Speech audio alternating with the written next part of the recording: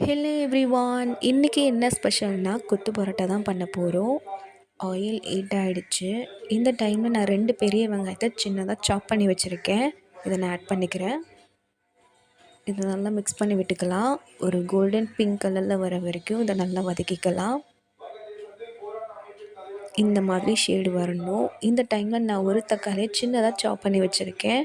இதையும் நல்லா மிக்ஸ் பண்ணிக்கலாம். இது நல்லா மிக்ஸ் பண்ணியாச்சு. இந்த டைமில் மசாலா ஆட் பண்ணிக்கலாம். காஷ்மீரி சில்லி, நார்மல் சில்லி, மல்லித்தூள், கரம் மசாலா, மஞ்சத்தூள், உப்பு இதையும் நான் ஆட் பண்ணிக்கிறேன். இப்போ இதை நல்லா மிக்ஸ் பண்ணிக்கலாம்.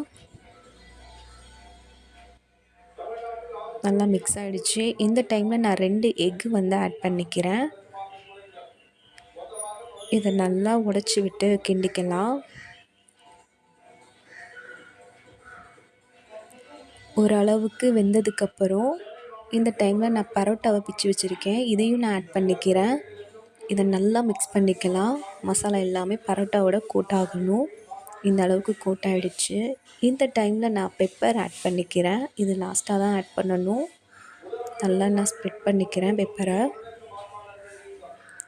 இதையும் நல்லா மிக்ஸ் பண்ணிக்கலாம். ஃபைனலி கொத்து பரோட்டா ரெடி ஆகிடுச்சு. செம்மையாக இருக்குது, சூப்பராக இருக்குது.